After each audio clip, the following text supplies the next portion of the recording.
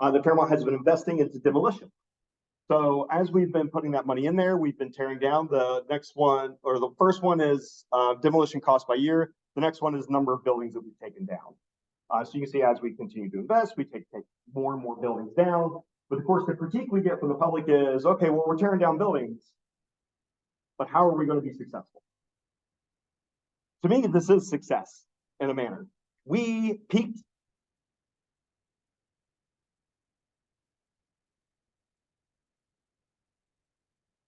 Which is more hopeful at 416 compared to 219. Anyways, maybe we lost those 200 people, maybe we didn't. And with that, we can't maintain. It is not possible to maintain the infrastructure and the development of 33,000 people if the people and the businesses are not there in our community to occupy that space and to generate the revenue to maintain. It's just not feasible. So this is part of our success. And that's something I think that communities need to give themselves a pat on the back for. And you have to focus on bringing it back down to a level that's going to work for where your community is or where your community is going. Look at both of those things. Because if you are one of those communities that's fortunate and you're on the eastern side of the state or Morgantown and your population is continuing to grow, but you are doing demolition, then you're also looking at infill development. And so it looks a little bit different to everybody. But if you are one of the communities like ours, I got to fix that again. There we go. Okay. So most of the time when we think about planning, let's put it back in perspective again. Most people think as urban planners, especially as working on growth, right? Where's the next development going? How is this changing? How do we need to change these current land uses to meet our needs? And it's constantly going outward or upward or both. Just depends. But right sizing is the inverse of that. So instead, we're talking about how can we plan to shrink? Which is not, this is newer in the vernacular of urban planning. So this is a newer theory and a newer concept. It's been discussed since the 70s and the 80s, but it really, this term I don't think came about until the 2000s. And so we finally had something to really label it as. And so it's right sizing our communities and adjusting them back down to what they should be today. So it gets a little more interesting. So as an urban planner, rather than you working with folks to develop new infrastructure, new streets, you might be talking about taking some of those things back and maybe putting them back into green space and so forth. Or there's a number of other things that we may want to look at. With the challenges to this, to right sizing, that most of our communities are facing, it's going to be, like I said, the requirement or abandonment of infrastructure. I include building as infrastructure. That is something we've invested in, that's capital that we have, and real estate and assets, and it may require the removal of that. In bigger urban environments, this can be very contentious. We can look at some of the more famous stories like Detroit and how this has drastically impacted the suburbs and poorer communities in and around Detroit. And you could see mass fields of just grass and trees now where there were once robust blocks of housing and businesses. But in Appalachia, usually our community is a little bit more smaller. And so it does look a little different here compared to there. The budget is also going to be challenging because as you have that population loss, you typically, as a per capita level, will also have a loss of revenue, both in your county or your city or your township or whatever government structure that you are a part of or overlap in. Because I know Pennsylvania, you will have 6 layers of some type of government in there. And it's going to be a struggle to keep it balanced. And this is going to be a challenge to maintain your levels of service in those communities at the same time. Land banking. So oftentimes it's going to be your government bodies that have to step in to take the land. It's either gone into airship or it's undesirable to developers. No one's coming in to do infill. And so it's just going to the wayside. But somebody has to be responsible. You have to take site control in order to help plan and make things happen. That's part of that process. And then the density and cost per linear mile is always going to be one of the more contentious subjects. So what we're talking about there is, if you think about it, every time you build a mile of road, build a mile of sewer line, water line, gas line, electrical systems, and as you no longer have the things adjacent along that linear frontage to support it, it becomes much more costly to keep it in place or impossible in some circumstances. But there's opportunities within this. So we can focus on quality of life improvements for existing residents. That's success. Who is in your community today? Who's going to be there tomorrow? Not who are you trying to drive in necessarily, but who's going to be born and stay there? Who's already there today? Who's moving there next week? Without doing some big, huge investment project to draw in hundreds or thousands of people, how can you make life better for the people who are still going to be there tomorrow?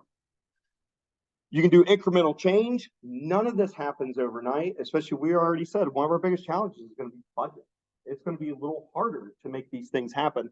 So don't think that you have to do investments. I'm going to show projects that go both ways. Huge, big dollar investments into an urban area versus small scale, little tiny improvements over time, and how both those scales can be effective, but you can do incremental change. And then the economic opportunities. We've all heard this discussion, so I'm not going to beat the drum, but the diversification of our economies and what that means for us. And especially to think about what assets and resources we have locally and how those can synergize together even. Is there a waste product from the last manufacturer in your community? You turn that waste product into an asset that then another company utilizes to make another product that goes, maybe even gets shipped out to draw that money back into your community. And these are all things that you have to maybe start thinking about, how businesses can work together and how those opportunities can sync up. And then capitalizing on all your existing assets. West Virginia, we're very fortunate because if you're in a community in West Virginia, you're probably along a river or stream. There's lots of possibilities just with that alone.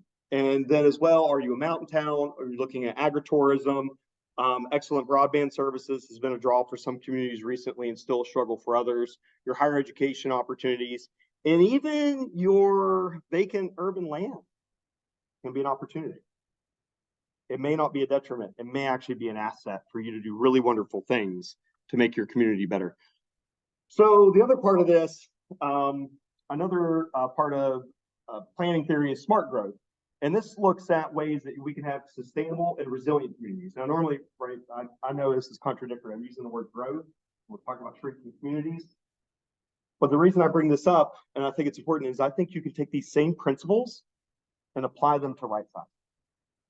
I think you can do the exact same things. And there's nothing that says you can't, even though it's typically applied in a growth faction to make sure that your new communities are resilient. And especially for folks who may not be familiar, Strong Towns is a wonderful organization and movement that talks about this kind of smart growth, sustainable growth, resilient communities, both financially and both people-oriented communities. So you can go look up more about that.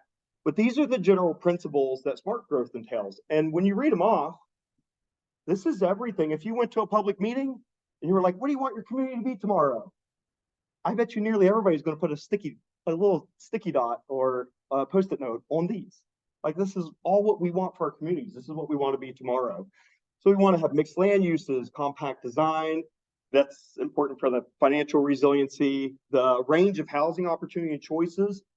Huge struggle for West Virginia right now, especially since the majority of our housing was built before, in some communities before 1950, and others definitely before 1980, and it doesn't accommodate a lot of our population that we have right now. It's very hard to age in place, very hard to be somebody with limited mobility and find good housing. It's also a struggle because a lot of our housing is larger now. Family dynamics have changed and family sizes are smaller. And so you have larger houses that are more costly to maintain, they're more expensive to get loans and everything else on. And that's hard for getting our younger population to be able to afford to stay here and to afford their houses and their properties. So diversifying your housing is extremely important too, and making sure you have that broad range. Attractive communities with a strong sense of place. What makes your community memorable and unique in its environment when somebody steps into it? It's okay. You can copy the sign standards for your adjacent community and do all these kinds of neat little wayfinding opportunities and still have a sense of place that is unique and memorable to your community. Oftentimes this is done through like artwork or other kinds of great little wonderful spaces. I've loved what Charleston's been doing over recent years with their art department, doing all those wonderful murals and these great moments. You can go to their communities, and even the small towns like Thomas and Davis are doing that as well. And it creates these wonderful moments that you always remember and take away with you. Preserve the open space, farmland, and natural beauty in the critical environmental areas. And when you're right sizing, this becomes even easier because the land's available now. So when you already have a built-up urban environment, that is much more difficult to accomplish. So now that bullet point number 6 is much easier for our right sizing communities. And we can direct the development towards our existing neighborhoods, our existing communities, and invest dollars here. Rather than building new infrastructure, we're just going to reutilize what's already in place for that investment as well.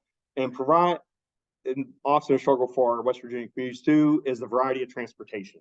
In our mountain state, it's just very difficult to have multimodal transportation, but we're changing that narrative all the time. Our communities are constantly working on this, and I can see it all across the state to support especially pedestrian-oriented development. Make decisions that are predictable, fair, and cost-effective, and this is where we all got to get involved and make sure that the choices our communities are making together and doing that collaboration. So these are all the principles of smart growth, and there's actually a whole national organization dedicated to this with a whole website with great resources. So I highly recommend it. Okay, we'll do a little bit of interactive though, because I don't want to talk at you. Just a few of you. This is, we did a land evaluation in the city of Fairmont, and basically we took all of our zoning districts and we mapped out the value of the improved parcels. So not the vacant parcels, we're talking about right sizing, because that wouldn't be fair. So we looked at just the improved land and which ones generated the most property tax revenue. So we have, and I'm going to summarize these because that you can probably read them very clearly from the back of the room, but we have a single family residential neighborhood, we have multifamily, we have low intensity commercial, moderate intensity commercial, downtown, we have highway, we have industrial. Fairmont especially, we have a technology district. We're very fortunate to have that. So ignore those last two, technology and education, they're their own thing. But just a couple random guesses from the room. What do you think out of these districts, right? Single family, multifamily, low scale commercial, moderate, downtown, highway, industrial. What do you think generates the most property tax revenue per acre of improved land? It'll stick. You all are good because you go to these conferences. Okay, most of the time I don't get that answer. Most of the time I get highway commercial, right? That's where the Sheets is, or the industrial because we got the aluminum plant. And no, it's downtown. So thank you all for that.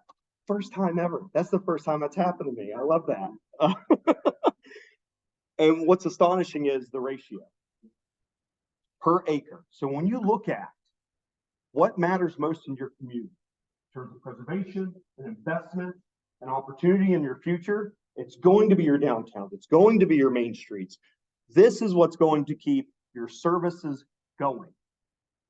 There's other factors too, and you can look at your B&O rates and your user fee rates and everything, but typically once you add those in, it often still balances out where your city centers and your main street areas are going to be your higher revenue generating areas for your governments. It's important because we got to keep up your roads, your water, your sewer, unless you're privately owned, and so forth to make sure that your community can be resilient in that manner. And then surprisingly, if you look at Fairmont's data, it's I feel a little unfair for industrial. Most of our industrial is gone now. We have just a few manufacturing facilities left. So that's probably why those values are much lower. Although all of our really expensive housing has been built in the industrial district. I'm still trying to understand what's happening there. And then surprising, our single family district doesn't perform as well in the housing because I separated these by land use. So the blue is overall, green is housing, and orange is commercial. And surprisingly, some of the other districts actually perform better at housing value per acre. So the city's getting more money out of its housing in these other districts and the development pattern is there than we are in our suburban single family areas. So that's also important for us to understand if we're worried about revenue in the future. Do the math, check out your community, see what's happening, and understand where your investments are going to matter. The other thing is too, when we talk about communities, I'm not anti-car. I've had this conversation a lot. I'm a cyclist, I'm a walker, I'm a runner. I love living in urban environments. Once I left the holler and I moved into Morgantown, I never looked back. I've been living in the city since. I do like it. But the one thing to just keep in mind is cars are expensive and dangerous, both. And they shouldn't be our sole thing that we rely on for our economy and the resiliency of our community. So there's a bunch of different numbers here, but I want to dive into the middle there. So parking lots, when we generate parking lots, and so we talk about we got vacant land.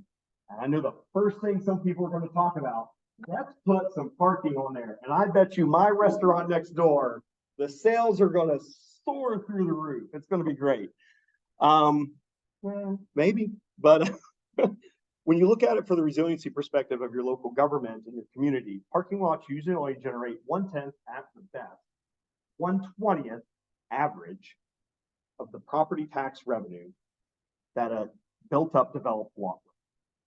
So does that parking lot actually generate the revenue that you think it's generating? You can look at the adjacent properties that it serves, and B&O tax and the fees and everything that it generates, and maybe assess that and look at it based on, because every community is different. Like I said, I'm not offering you broad stroke solutions to any of this. Look at it and see, but most of the time, this is how it pans out. And this goes for small towns to large urban environments. It's almost the same across the board. The other thing is that mandated parking. I am a city planner, and I'm also in charge of administrating our zoning code. And with zoning codes often comes mandated parking. And when you start actually breaking down the numbers of the space that a vehicle consumes compared to the person in the adjacent occupied building, your mandated parking will consume sometimes 10 times more space than the office that the person consumes. So we look at a car on average, when you think about the drive lane plus the parking space, not even talking landscape setbacks or anything else, 270 square feet per car. And then on average, a restaurant booth for 4 people, we love driving ourselves to the restaurants, don't we? So 4 people, if we multiplied that by the 270 square feet, they only occupy usually 24 square feet in the restaurant on average. That's in a booth. Maybe 30 if it's a table with some extra spacing around and pull-out chairs. On the average cubicle is only 80 square feet. In the average office, if you got a dedicated office, you get 160 square feet. So we can see how quickly going to automobile-oriented development can become costly, reduce the resiliency financially of our communities, and impact that in the long run. And as well, the chart on the right here shows your risk of fatality or serious injury based upon the speed of the motor vehicle if it collides with pedestrians. This data does vary based upon age or user type, whether you're a walker, you're a cyclist, and so forth. Great research out here on this. I recommend that too.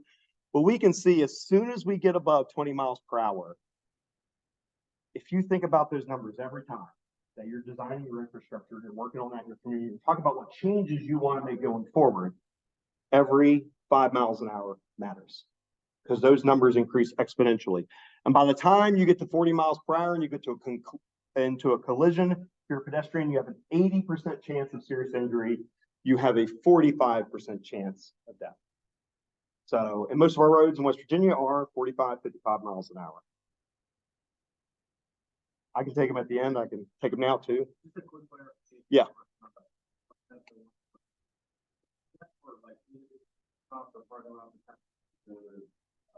Commercial land use or industrial land use.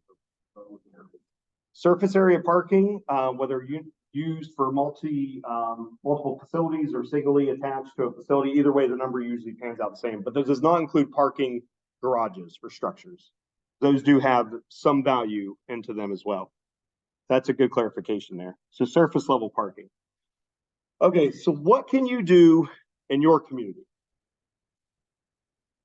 Think outside the box. You're not going to succeed doing the same thing you've always done unless you're already on the path to success. In that case, keep it going. But we're talking about a lot of our communities who are still thinking that there's no way they're getting out of the slump that they're in. So definitely travel, look at some precedent. These are actually some photos not in West Virginia that I've taken myself over the years. And always ask the question, what adds value to the people who are already there? Not to the people who are coming, but always think about the people who are in your community first, then the folks who are visiting second. So the top left there is, I think if I remember correctly, that is Memphis. So that is some historic storefronts that I don't necessarily agree with this architecturally, but they put the steel reinforcement on the street side to hold them up. And then there's space behind it that's like dining areas and activity spaces that the local businesses can capitalize on. And it's almost kind of a plaza hidden behind the storefronts. The one on the right is Louisville, actually near the baseball bat museum. And this is where they had a multi-story building that they raised, and then they did it in the inverse, but the reinforcement behind it. And it's like a little park. You can do food trucks and event space in, and so you can access it from the alley or come down the stairs off the front. And it's really nice. The famous area metro line in New York City, the Greenway that has now been turned into one of the most famous pedestrian walkways in the world. And then I recently just went to Detroit. I was in Detroit about 10 years ago, and I can tell you downtown is very different today. It was then. They've made a lot of progress. And they took, because they've had so much reduced traffic and population of over 2 million down to 700,000. They're not even at 1 million people anymore. They're less than half. They're almost at a third of what they were at their peak. And they have all this open boulevard spaces no longer being occupied by vehicles and so forth.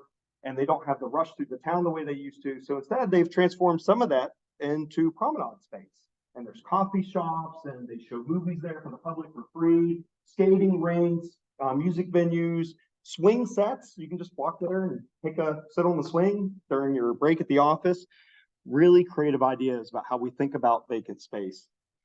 But the most important thing to kind of keep in mind as we work towards redeveloping our communities is thinking about making them oriented towards people. So cars do have their place. I've talked with people who live in very dense cities in Europe, right? I've gone to Brussels, I've gone to Barcelona and so forth, and the struggle being able to afford owning an automobile and getting around in one is a challenge for a lot of folks in those communities.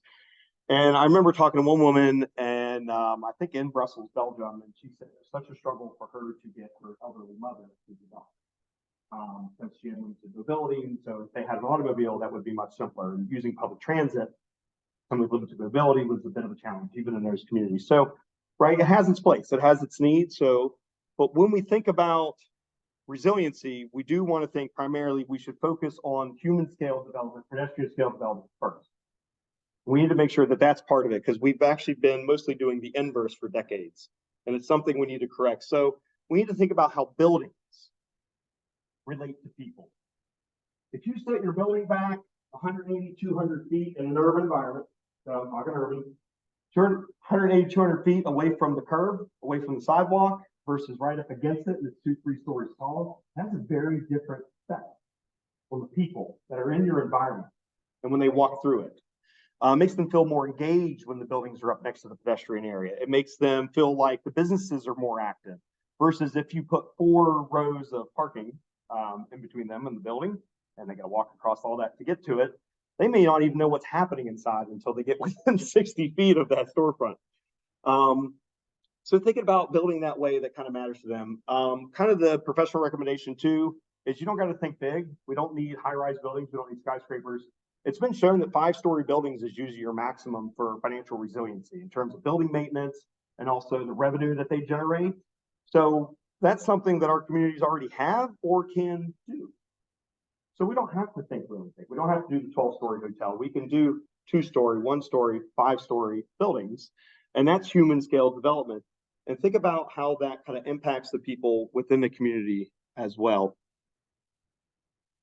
So a few of the projects that I just kind of wanted to highlight here. So I'll be looking at communities across West Virginia, and I'll be looking at a couple things that are theoretical still and in the planning stages.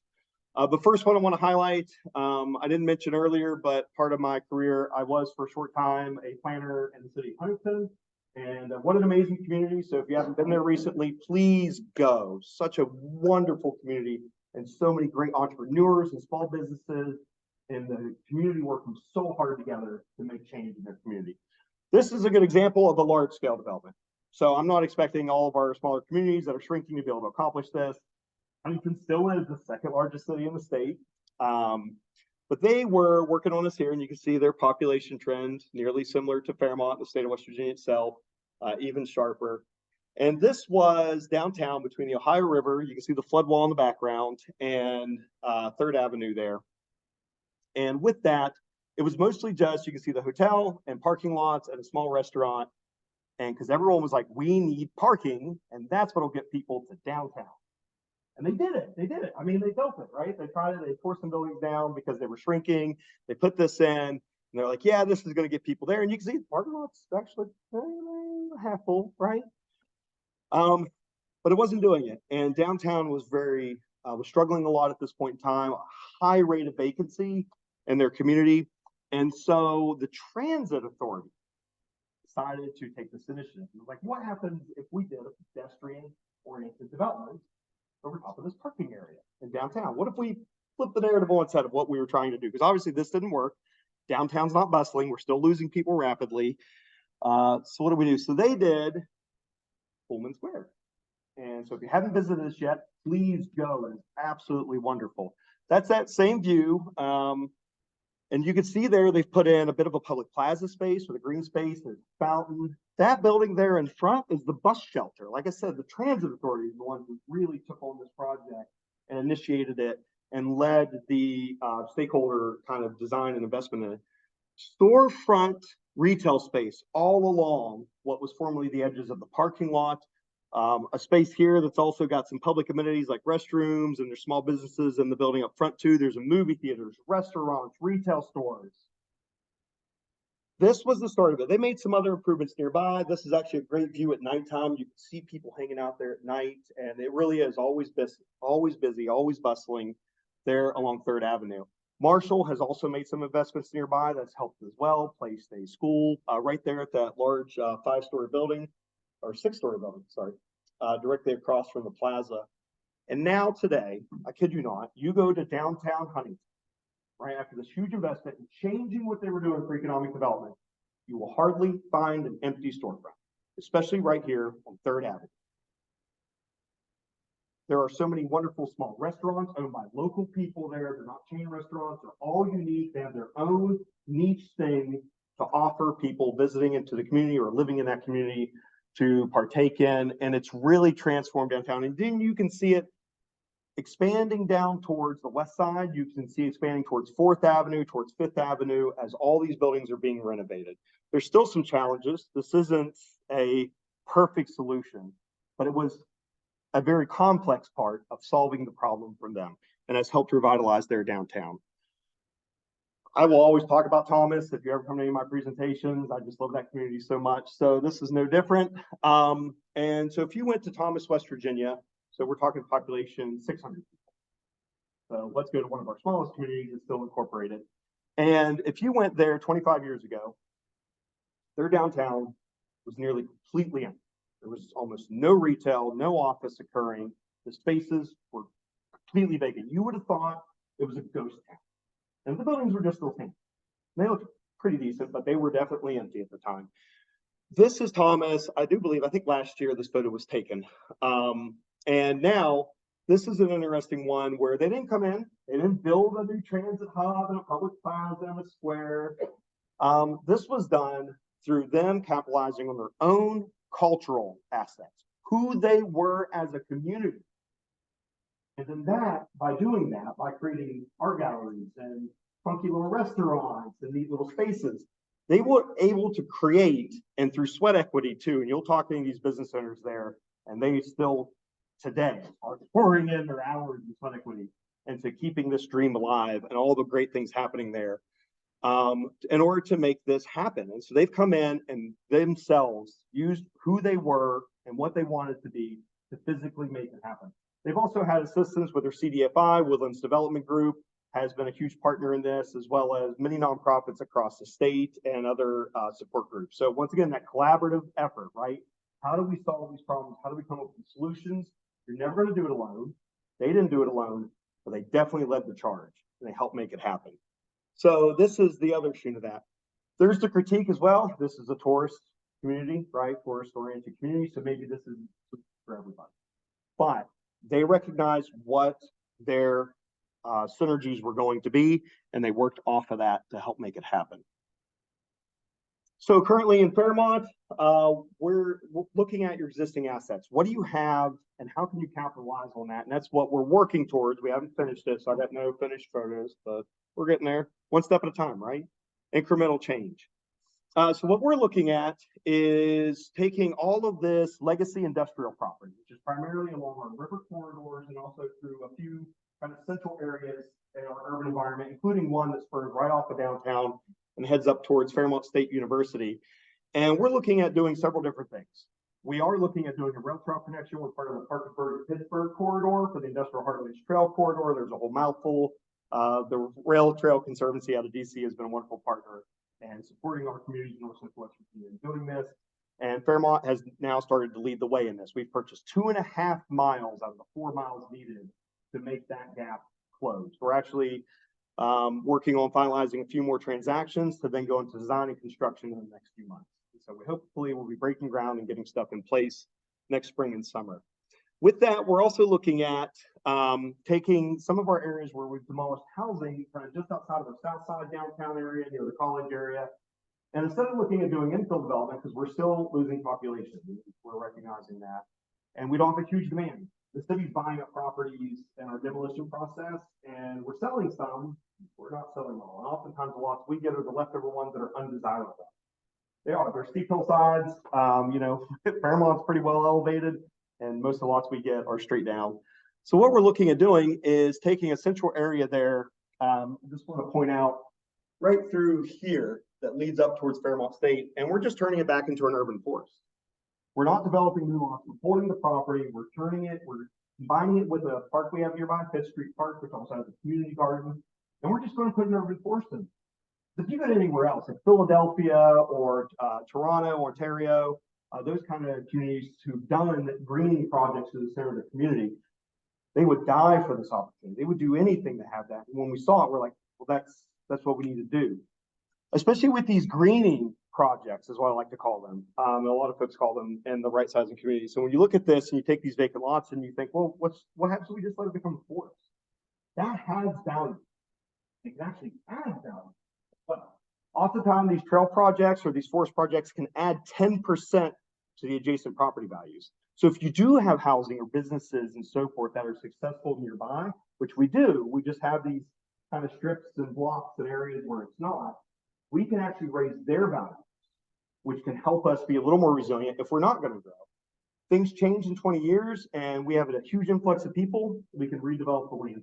Nothing preventing us from doing that. But for now, let's go ahead and think about it in a way that adds value today and tomorrow to the community.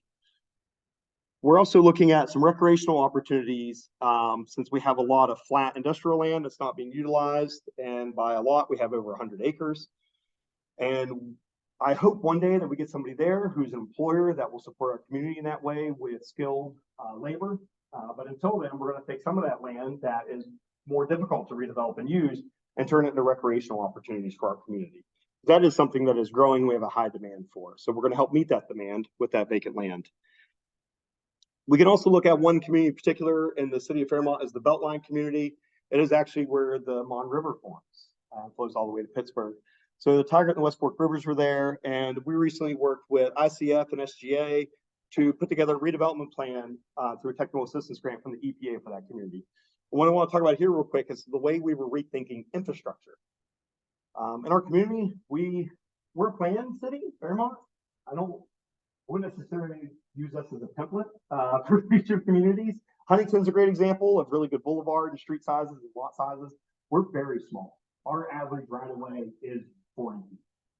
We can't fit a whole lot of that. We can't fit a whole lot of road miles. We can't fit a whole lot of sidewalks, or even putting in a single street tree is sometimes a challenge for us on a 40-foot right of way, but that's what we're dealing with. So with that, when we were looking at this, we have a few larger right of ways in this neighborhood here because it used to be a live-work neighborhood with lots of industry and lots of housing, mostly what it was. And so we have a few 50, 60-foot wide right of ways, and we thought about what if parking's expensive, cars are expensive. What if we took in our existing asset of the roadways, which are just a little too small to be really convenient and great for the neighborhood, and we rethought how we were using them? We're not even going to change where the curbs are. We're just going to repaint some lines. We're going to make them one-way streets, make sure there's on-street parking for the residents on the left and right side of the road, make it safer for people traveling through the neighborhood, including the school buses. The streets are so tight and people already park on the left and right side. Two cars can't pass at the same time. They're supposed to, but if you got something like a school bus coming through in your car, you can't fit. You have to wait one to pull over and get past each other. So we're looking to just rework that at the same time. Maybe that'll make some of the housing here more affordable and more enticing for people who want to be in the neighborhood and make it more resilient going forward. We're not going to add any new pavement. We're not going to add any new concrete other than maybe some curb extensions at the intersections. But that's it. It is a way of rethinking our infrastructure to support where we are and what's happening now, because this has since undergone several redevelopment plans. This one's the latest. And we're no longer looking at trying to attract new industrial uses here. That ship has probably sailed for our community. So instead, we're looking at creative redevelopment projects. And so how do we reuse the infrastructure in place to support that? And I believe this plan does that very well. Hugger Boulevard in Huntington is another great example. It's under construction right now. And this is road diet. So it's another way to think about it. What if instead, we're talking about in Fairmont taking the existing width and just kind of reconfiguring it a little bit to work without investing much money even to make it more resilient and effective for the people who are already there.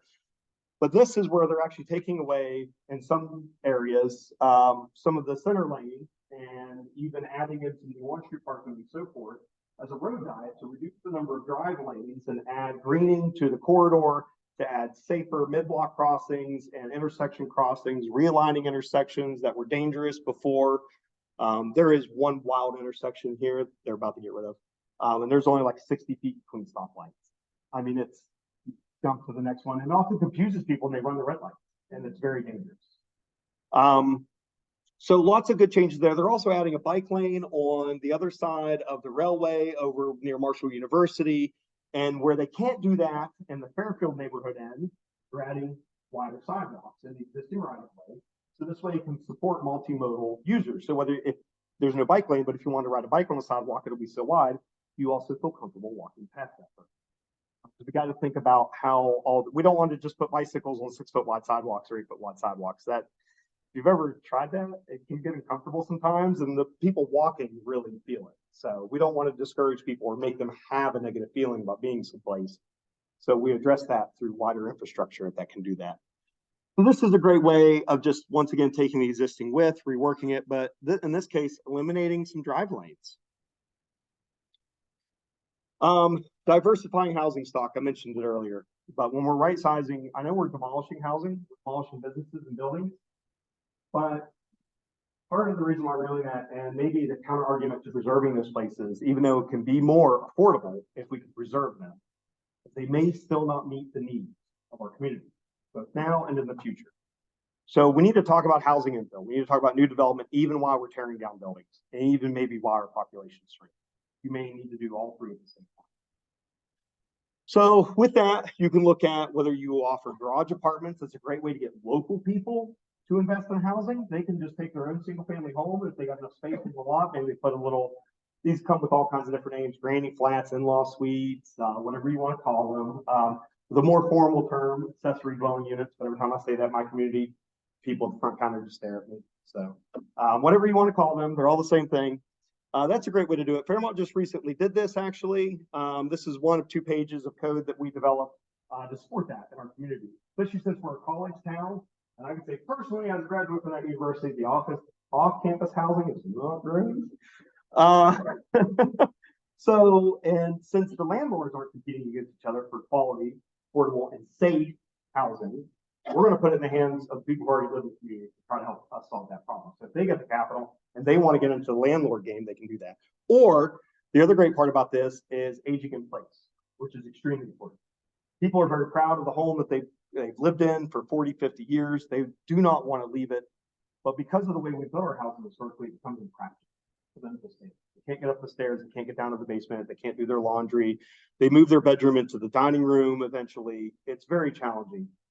Some people are open to the idea of maybe they just build one of these small little dwellings in the backyard and they let a fellow family member or a friend of the family or even rent it out to somebody else to live in the larger house while they move into a smaller unit that better supports their needs. Then at the same time, this housing can continue to be used for generations in your community with that kind of investment. You can also look at your townhouses, your single family homes, and just the size of them. One thing we did in Fairmont is we essentially got rid of our minimum home size requirements. You can build a house that's only 400 square feet, which is the minimum in the building code as well.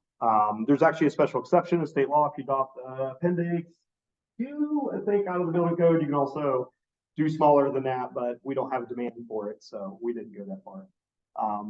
But think about that in terms of affordability. If you're building new housing, especially for young professionals, small families, or maybe single people living alone, they may only need 800 square feet, 1,000 square feet, or even 1,200 square feet for a small family. And so make sure that you're supporting the housing that's needed for the people who are there now and making sure that that gets diversified. So take an assessment of your housing stock, see what you have, and then talk to the community and see what you need going forward. Even though I'm talking about demolition, I want to stress that historic preservation plays an absolutely critical role in Lakeside. You all correctly answered the first time I asked the question. The downtown does generate your most property tax revenue per acre of improvement. So this is a picture of the Joe Coffee Shop. What you're seeing there is the entire storefront. That's it. It's about 6 feet wide. It's pretty small. And it's only one story and it's stuck between two multi-story buildings. You could barely tell it's there. But this little space is very important to us because it's the cultural hub of our downtown. This is where everybody goes to talk, meet, greet, and do all their socializing in our urban environment. But that wouldn't have happened without historic preservation making that possible. It's also what spurred this business to go from a small little coffee shop to now a multi-city and multi-state now company. So Stone Tower Brewing for everyone else, but they still call it the Joe in Fairmont. The owner tells me they're going to rebrand eventually to unify it, but this couldn't happen without that. And what I want to show there is the Jane Jacobs quote about historic preservation that came out of her book, The Life and Death, or The Death and Life of the Great American Cities. And it's really true that new ideas must use old buildings. That's where it's going to be affordable for your entrepreneurs to take risks. Your overhead is much smaller. Your rent per square footage is much smaller. If it's been maintained, when they go under maintained, you suddenly have to inject a lot of capital to get it up to code and to get it adequate for occupancy. That's going to be expensive. But if you keep it maintained, you preserve it. That's where your risk takers, that's where your small business owners pop in and help make things happen. Thomas is a great example of that, where they still had all of that downtown, all of that still in place, and are able to utilize that for all those small business owners to grow and change. So you got to balance that collaboration and beautification. This is one of the, I think, the simplest things we can do together. This is a project. Start small. Start small. We, as the city of Fairmont State and the city of Fairmont, have never actually had a strong relationship. The whole time I was at the university, I don't remember anything happening with the city. I was there for on and off about 6, 7 years. And then even when I got to the city, I asked them, how's the relationship? And they said, oh, they're there, they're on their hill. Luckily for us, we didn't have to, pull their arm too much. They actually came to us and they were like, hey, we want to work on stuff together. And we said, great, let's start out with something small because we haven't worked together yet. We haven't done anything. And they were like, well, we want to really promote the university across the city. We want to feel like we're part of the whole city, not just our hill. So I said, okay, great, we'll do banners. That's it. The city will buy the hardware. We'll put the hardware on all of our light poles, up the gateway connector coming into the community, through downtown, on the 3rd, 4th Street bridge that goes towards the university. We'll buy all the hardware. You print the banners. Our street department will then hang them up. With collaboration, I got to give credit to the planning staff, Carly Sears also, and they actually went out in the bucket trucks and helped hang them up. And that was it. Just a few $1,000s on their end, and we got our first beautification collaboration project going on. Same with our flowers and all of our other downtown beautification has been a strong partnership between multiple departments of the city. It's not just been the street department or parks, it's been planning. It's been everybody getting involved together to help make that happen. And Main Street being a huge partner with us to make that occur. So that's the thing I want to also stress to you. If you feel like that it's impossible, or you're not going to be Huntington and do Pullman Square overnight, although that took many years to actually pull off. Think about incremental change and development. Start small. What if you can only do one city block? Okay, do one city block. Just do it. What if you can only put up 2 signs? Okay, do 2 signs. Don't think you have to do it all at once at one time, because that sometimes can feel impossible. And the other thing about incremental development, incremental change, that gives you permission to make smaller mistakes, learn your lessons, and be more successful and comfortable going forward. This is the mantra I always give everybody in our community. Anytime we want to do something that everybody says, there's no way you're going to do that. I'm like, okay. Well, let's just try this. And then let's take the next step. Next one, the next one, and to try to implement it and make it happen. And that's probably the best thing you can do. And it works the same way with your businesses. Maybe some of your restaurants start out as food trucks or a bakery in the back of somebody's house with the cottage food laws. And then maybe they grow from a home business storefront. Maybe they go from a storefront to multiple storefronts across multiple cities. Small incremental change. Keep that in mind, and definitely don't think you have to do it all at once. The other thing I want to talk about is flexible zoning. As a zoning administrator, I am fortunate that in the city of Fairmont, we are very flexible. We're a mixed use city, and we continue to be a mixed use city. We don't separate commercial and even in some cases industrial from housing. It just depends. Like we do have some cases there. Okay. But we are heavily mixed use, and actually the vast majority of our housing are in commercial districts. And we're going to keep it that way. And because we want that land to be flexible. So if we do need a corner store or a small shop to pop up, the land is available to do that. But if the demand is not there, we can keep housing too and let people have walkable communities to be near those assets, or do mixed use developments, you know, ground floor retail, upper store, second, third floor living space, absolutely critical. I know the Main Street folks will talk to you about that all day, so I won't bore you with it. But that's something, oh, it's not going to go to my last slide. That's all right. We'll improvise without it. Small mistake. So that's just something to keep in mind when you look at that. So when we're right sizing, when we're talking about our shrinking communities, there's so many ways we can still feel and look successful. It's also important that we have hope. It's important that we can believe in our community. That's a great place for us to be today, tomorrow, 10, 20, 30, 40, 50 years. That's what we want. No matter if you're 600 people in Thomas and you're always going to be 600 people, or if you're 18,000 today and you're only going to be 9,000 20 years. You can plan for that and be successful in doing so. Some of the challenging parts I didn't really talk to in much detail are about when you have to eliminate like your infrastructure and your other areas, and that can be a challenge. Those are tough for each community, and the context is going to matter. This is why none of this is an absolute pill that you can just take one time and it solves your problems. This is something that's going to matter for the context of each of your communities.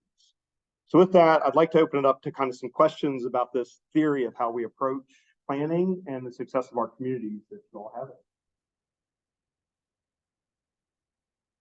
Oh, we'll start in the middle of the room. So we're basic market interested from the university, and we just started doing our kind of focus right now is on a lot of like big urban developments and such. We were looking at a preliminary development plan where it was very big, very broad. How many acres was it again? 174 acres, and it's all kind of like lake, post-industrial brownfield land, but it's proposals like to build a very large development on it with many different developed blocks. And it's very interesting to read, but at the same time, I suppose one could correlate a lot what we just heard in this conversation about like building really big, not focusing enough on specific surrounding communities and such, or integrating them enough, and perhaps building, as we were talking about, not the right size. So I definitely was curious if you had anything to speak on that. It is in the Pittsburgh area. I know maybe I'm a bit too specific, but I was just kind of curious what your thoughts were. I think it's going to be, especially the Pittsburgh area has been a pretty strong real estate market for a few decades now, so which is great for them. And that actually allowed me, part of my career was also an adaptive reuse of existing buildings when I'm working in architecture. Loved it. So there's definitely demand and things can happen. It was great. We could see like warehouses being turned into multi-million-dollar condominiums, right? Pretty wild stuff, even in an Appalachian city as Pittsburgh is. So I think with there, it's going to just depend on that context. Like most part, Pittsburgh is still growing, I think, if the data is correct and how I'm remembering. And so it just looks at that demand and what's actually needed for the local community, and does that fit in? And that's the other thing. Is like, does this development take into account the adjacent neighborhoods and the adjacent blocks and what's happening in those areas too? You got to look at Pittsburgh is, you got to consider regional, and I think you also just got to consider local. So that's going to be the kind of questions about whether a large scale infill is the right answer. And sometimes it can be. I think oftentimes it has been for Pittsburgh too, although there's been some strong gentrification that's kind of come with that. You look at anybody in Lawrenceville area or the Strip District, it's completely different than what it was 30 years ago, right? And I think that's the other thing that you just got to be cognizant of and always kind of take consideration of. But good example of what we did in Huntington was before we did the Calvary Boulevard project, the very first meeting we had, the next meeting we had, the next meeting we had with all of the community. So every step along the way, the adjacent neighborhood Fairfield was involved in every meeting and every decision-making process that we had at that. And that's just the infrastructure. We're not talking about the infill stuff. But now I talked to a person here yesterday from that neighborhood, and now that's their concern.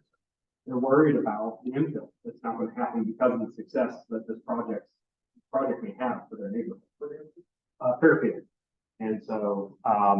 looking at that. And that's the one that most folks don't know. When you're driving into Huntington off Howard Boulevard, 16th Street, you're coming in.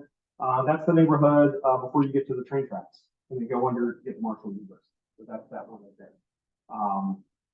And yeah, so that's what I would kind of recommend there. It's going to be conference space. I've also done, I collaborated with a colleague on a project in Pittsburgh as well on a redevelopment project.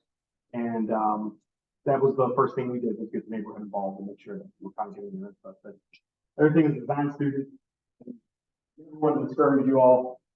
As a student, you always get the chance to dream big and think big and challenge yourself. So don't get discouraged from doing that. You don't have to get too much into the weeds, because you're there to learn and you're there to maybe think way outside the box or think of big box. Thank you. No problem. You, sir. Yeah.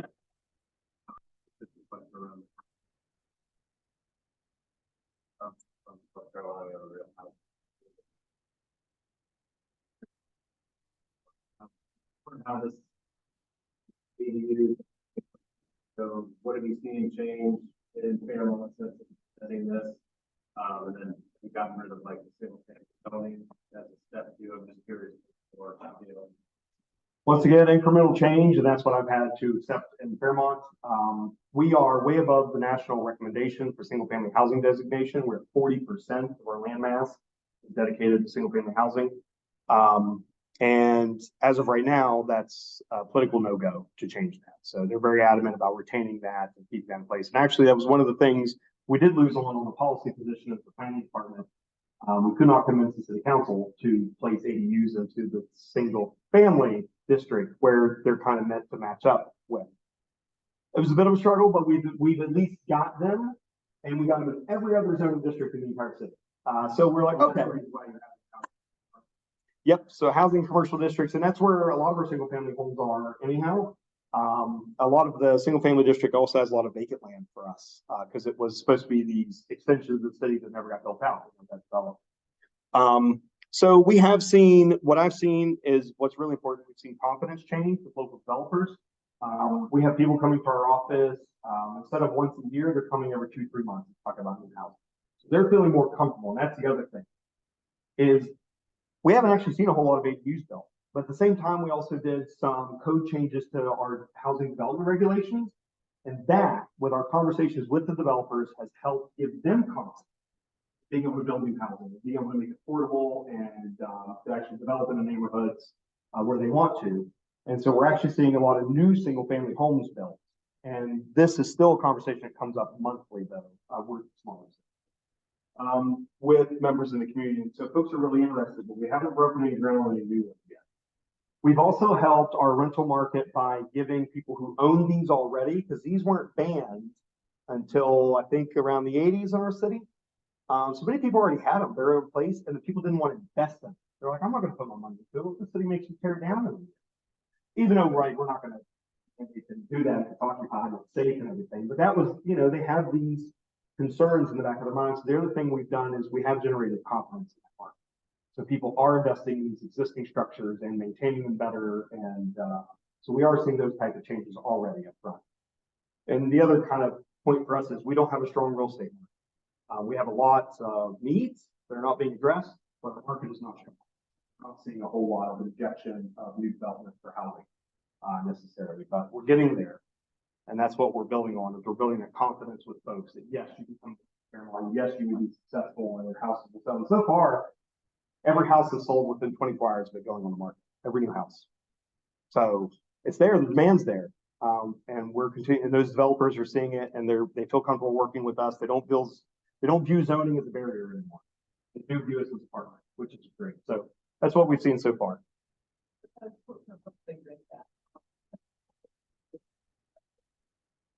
Neighbors have a problem with that, or are they actually using them for housing like you want them to? Well, yeah. So that came up in the conversation with our elected officials, and that was one of their hesitance about permitting it in a single family district.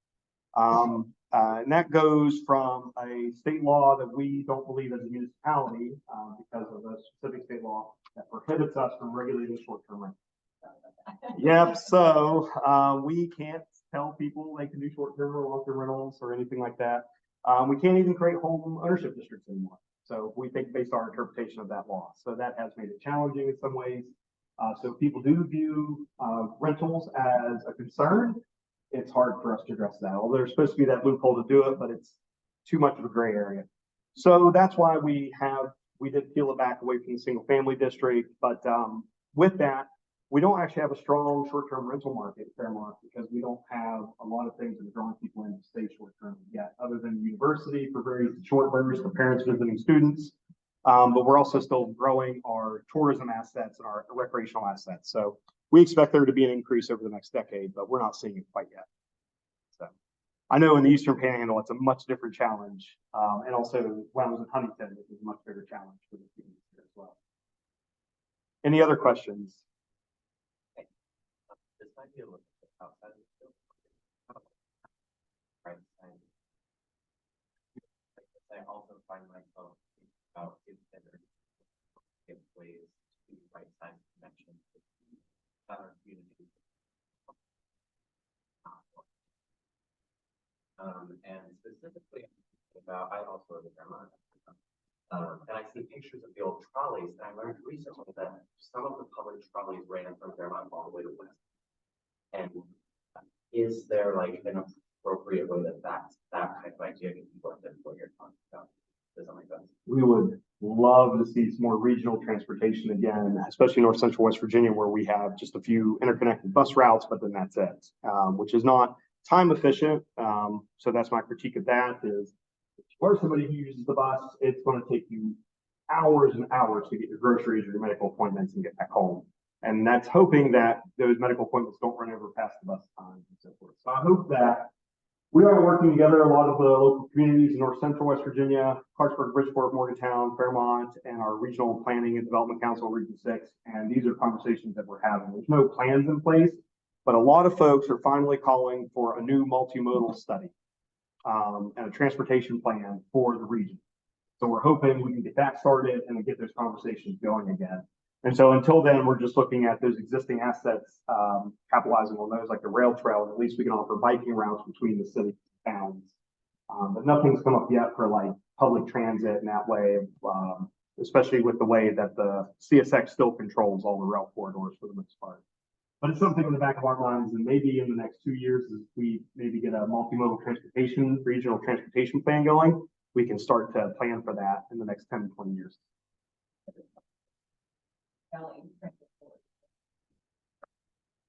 They're extremely rural. There is an amazing bus service that connects Winchester, Virginia with Cumberland, Maryland. They Harrisonburg, they bring workers into Moorfield, and people can ride the bus from Moorfield to Winchester, the malls, the hospital. I mean, it's a huge network and it's ever growing. It's really impressive. Potomac Valley. Okay. I know Huntington, their region there, because it's a metropolitan region, theirs does really well too. And obviously they're thinking outside the box of like Pullman Square, and that development too. So hopefully we can get there one day in our region as well. So hold on, I was checking the time. Yeah, we still got a couple minutes. So if not, I can let everybody go early to socialize, but.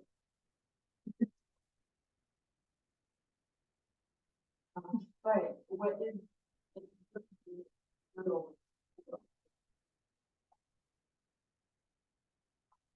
Smart towns or strong for strong towns. yeah. Yes, like almost on Instagram, like what is the hurdle of convincing your planning community on? I think it's selling them the hope. I think that's the only, I'm only going to mention this once.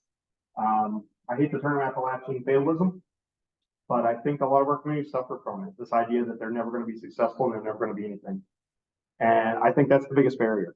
Because once we can get everybody on board, or the majority of people on board, if you're talking about vote, that's going to be the thing you have to overcome. And at that point, through the collaborations, through the partnerships, through sweat equity, or whatever thing you want to do, you can overcome the barriers. You can overcome the financial barriers if you plan in the long term. Fairmont, we don't have a lot of infrastructure money. The reason we're pulling off these major park projects and stuff like that is because somebody 7 years ago believes in this idea that we could make these investments and make it happen. They passed the TIF district, the tax increment finance district, which basically just cuts off all of your increase in property tax revenue, puts it in a separate fund for that area that can only be invested in that area. We did that all along the riverfront on purpose. We can make these investments on these brownfields and stuff, right? But that couldn't happen until we convinced enough people in the community that we could make it possible. And included one hard year where the property tax revenue did not increase for the city. Here, because we covered most of that district. So we had a plan for that. And so we had to give the finance director, okay, we'll have 1 year where this number does not increase and we're only getting increased revenue in these other areas instead. So can we make that budget balance? And so there was a lot of planning and a lot of collaborative effort that had to happen to make it possible, and we had to sell people on the idea. So I think that is the barrier. Installing that hope, making your communities know it is possible. And I've shown you every scale, from the tiny little mountain town to the second largest city in the state. I only didn't include Charleston and Parkersburg and Wheeling just for the sake of time. I would love to talk about every city. Maybe I'll make that a presentation later. But it can be done at every scale. And it's just getting that hope and everybody on board to believe in it and keeping that up too. Not letting people disengage, keeping them involved and keeping that willpower and that hope going. Until you get your first change, right? And then build on that and let people see that success. You won't get everybody overnight. As soon as you get your 60%, your majority, go. Just start. And then you'll get other people love success, right? And they'll start coming to you. They'll start coming to your projects, to your communities. They'll want to be a part of it. So that's always your first step there. I think it can take off. There may be other challenges that come up. There's always unpredictability though, but just as long as you have hope, then you also have the willpower to problem solve and get past any of the fiscal barriers or physical barriers that may arise. Yep.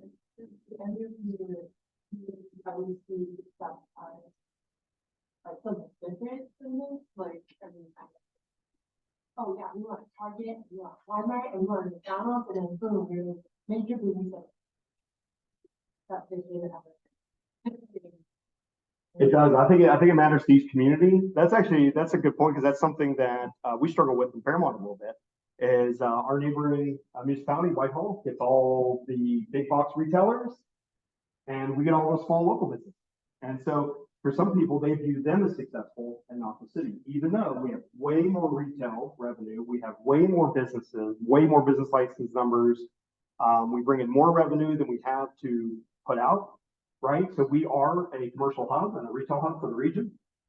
So we are successful in a different ways, but sometimes it's getting over that mindset of what it is. But for each community, and it really is important for them to define their own success and what matters to them. And I think maybe sometimes you can put your hope and success in the wrong basket, but that's where I also think diversifying and thinking about it in different ways can be the best way to make sure that you end up successful in your own framework of what that is.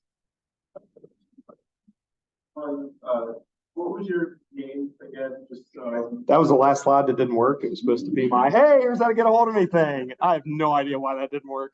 But I am Shay Straight, and okay. Sorry for the folks at home, you can't see anymore, but my slide is here. Wow. Wow. Everything got deleted off there. I had pictures and all kinds of other stuff. But that is me. So that is my office number. I normally don't actually even give it out. But I'm Amanda Pitzer. I'm wearing 3 hats, right? 3 hats today. And unfortunately, one of our panelists, Dennis, is not with us. So COVID is still around, and Dennis could not join us because he caught COVID. But luckily, Bree is just as informed on some of the items that Dennis would be presenting on. So these are your rockstar presenters today. Myself, Amanda Pitzer, Bree. We have an intro slide. Sorry. Here we go. Amanda Pitzer, Friends of the Cheat. I'm wearing multiple hats. I'll get into that. We got Bree with the city of Huntington. She's wearing 3 hats. And then Kylie Kyle with USDA Rural Partners wearing 2 hats, but they're big. They're giant. They're like 10-gallon hats. And we're here today to talk about some statewide networks that have been working, I would say, largely maybe behind the scenes. So here we are to present them to you, and we're going to keep it really informal. Each of us are going to chat for about 10 or 15 minutes, and then we're going to open it up for Q&A, just discussion. Since it's a small crowd, and maybe we're going to answer all your questions, maybe we'll even finish slightly early and we can go outside into the sunshine, since a lot of what we're going to be talking about today is trails and things that we like to do outside. So without further ado, I will get started. I'm Amanda Pitzer. I'm the director of Friends of the Cheat. For those of you who may not be familiar, Friends of the Cheat is a watershed group. And if you were a class of fourth graders, I would ask you, what is a watershed? And you would have crazy answers. But I'll tell you what a watershed is. A watershed is an area of land that drains to a common point. This is the most simple definition of a watershed. So the organization that I am paid to work for, our mission is to restore, preserve, and promote the outstanding natural qualities of the Cheat River watershed. The Cheat River starts down in Snowshoe, flows north. That's not special. People think that North flowing rivers are special. It's actually not. It's just the way water runs downhill. All you planners know that. But the reason that I'm here is because the work of watershed groups is the work of community developers. And it took me 13 years to figure that out. The vocabulary that we've been using within the watershed community is really community development vocabulary. So when we talk about clean water and clean environment, that really is related not just to the birds and the fish, the trees, but it's the people that live there that makes our work meaningful. So my small organization has been working for 30 years to clean up the Cheat River. I'm not going to talk about that today, even though we're a bunch of remediators. But the reason that I'm here in this session is because we have done that with success. The Cheat River was once one of America's most endangered rivers. It is now considered cleaned up by the EPA. We're attaining water quality standards in the main stem. What does that mean? There's fish, there's bugs, people can swim and recreate there now. So we went from 30 years of playing really more like 20 years of playing defense. Now we need an offense. Now we want people to come back to our river and recreate, and maybe even use that as a red carpet to residency, right? Like all of us trying to find more people to come and live in our communities. So as executive director of Friends of the Cheat, as we're working on these recreation projects in the trenches, in the ground, as an implementer, pretty quickly you start to see some of the bigger barriers that challenge some of these projects. And this is my preamble to the groups that I'm supposed to be talking about today. But as you can tell, my passion is rooted in the Cheat River. So what we started finding out when we were working on river access projects, trail projects, especially community infrastructure, was across the state and even just in our region, the communication, the coordination, and unification of those implementers was really spotty at best. And there's a lot of reasons behind that. I'm not going to get into that today, but I think we can all kind of nod our head and say, like, our volunteer crew is aging out. We all don't have folks like Doug Hilton I'm sorry, I missed your name. What is your name? Margaret, who is doing volunteer grant writing in our communities. Not everyone has a unicorn like Margaret in their communities to do that work. So we had a lot of people really hustling in their individual communities, but we weren't talking amongst ourselves. So when, for example, the DOH Rec Trails gets a whole swath of grant applications, it seems like maybe we aren't coordinated or working together to elevate those best projects to the top. That might sound, for a watershed group or some of our partners who have suffered from resource scarcity for years, telling everybody what grant you're going to write when might get really uncomfortable. But what we found is the coordination, the unification amongst the trail groups to put forth a more cohesive plan really makes our funders happy, because they don't have to make such hard decisions. They don't have to pick winners and losers. If collectively we can say, if we build the P2P trail, I'm pointing at Shay, if we build the P2P trail and we see that project succeed, and then we can hold that up as an example, that's going to make everything else succeed. That's going to bring all of our community trail projects to the forefront. I truly believe rising tides raise all boats, and I will use as many river metaphors as I can in my 10 minutes remaining. But what we were doing, we were diluting our power because we were just kind of not fighting, but kind of we're all vying for the same resources. So what Friends of the Cheat also learned quickly is that we have so many private landowners who would potentially be interested in opening their land up to trails, but man, they are scared of liability, right? So we knew that that was something that was stifling projects. And finally, oh, the big one, right? The engagement and education of the West Virginia legislature to help fund some of these projects and also understand their benefit. Last night, I had the opportunity to have let's not lie, I didn't eat, to have drinks with the director here of Ogilvy, who's my friend. I've known him for a long time. And he said, we're looking at building some more trails in the park.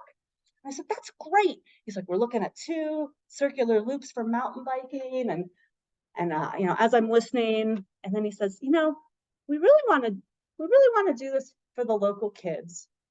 And that made me so very happy, because I feel like the last couple of years, we have really tried, and this isn't a bad thing, but we have really held up economic development as the reason. And that's a great reason. Don't get me wrong. We all want economic development to follow our trail projects, but also the people of West Virginia just deserve nice stuff, and our communities should fight for that.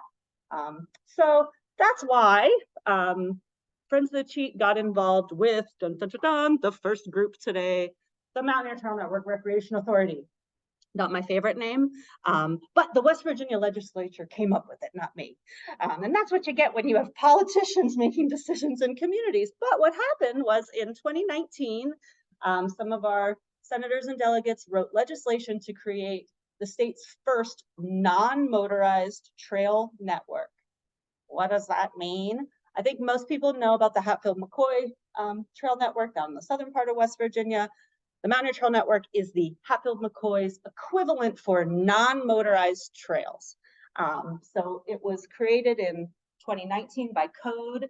And then in 2020, the legislature modified and added 5 counties to actually extend into the P2P Parkersburg to Pittsburgh Rail Trail zone. And this year, this is my map is dated. The board of the Mountaineer Trail Network also voted to add Pocahontas County to the network. So we actually have this map is stale, but we have a 16 county network right now codified. We don't have any money from the legislature, but we have hustled our own funds. So Friends of the Cheat saw the opportunity to use that legislation to secure some funds, really initially for our own benefit, to do some trail planning. So we were able to secure $50,000 from the Appalachian Regional Commission through a TA grant to develop the Preston County Master Trail Plan. So the Cheat River runs right through the heart of Preston County. So that was our first toe into trail planning as it related to the Mountaineer Trail Network. Well, that was a successful project. We wrote an ARC Power implementation grant. It got rejected, but we tried again and we got funded. So in 2020, we were Friends of the Cheat as the fiscal agent, because this organization didn't even exist. So as the fiscal agent, Friends of the Cheat was awarded over $1 million from the ARC. Since then, we have hired an executive director. He is 1 year in next month, which, as you can imagine, it's like drinking from the fire hose. But we have been able to achieve a really awesome, he made this slide, I didn't make this, not nice when you have people that get to do things for you. So we've identified 5 lead hubs, and I'm going to go back to my map.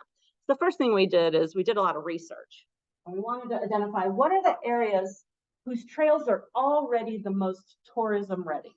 We want to lift those up first. I don't want to build 40 miles of contaminated trail first. We want to get those projects that just need that lift. They already have the housing, they already have the lodging. They already maybe have a cool brewery or a restaurant. They already have some trail activities going on. And through that research with downstream strategies, we identified the first 5 hubs. There are many more to come, but you got to start somewhere.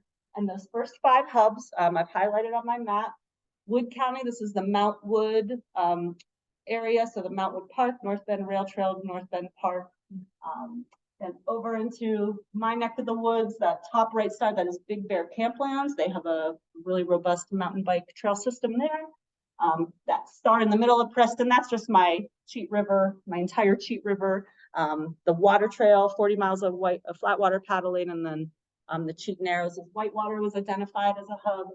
Tucker County, we just gave Tucker County a star. You know, they have so much I mean, that really they did the homework, but they have so many recreational resources that it was a no-brainer to include them in this work. And then the gold star that we picked up at the end, anyone know what this is? A Snowshoe Highlands Area Ride Center. So through the research at Downstream, we also narrowed the focus initially of the trail network to bikes and boats. Why? It's not because we hate hikers. It's because we really need to, as you can imagine, working across 16 counties, there's so many different ways to go that we needed to pick a path that we thought we could succeed on. And if you've done or participated in any research around recreational users, mountain bikers spend money. So we focused on that user group. Unfortunately, paddlers maybe are known more as the opposite end of that spectrum. They're going to camp, they're going to bring their own food, but they're great stewards. And really some of the folks that we see moving to our area are folks that are really in love with the river. So I probably already talked too long about the Mountaineer Trail Network, but if you want to find out what's going on, reach out to Andrew. This is their executive director. I also put his cell phone on there. You can just call him right up. He's not here. I'm giving him his number. But they are doing a lot of good work behind the scenes. Keeping all the county commissions informed, as you can imagine, has been rough. And as you know, as we get further into this work, we're hearing great feedback, but also with success also comes some criticism.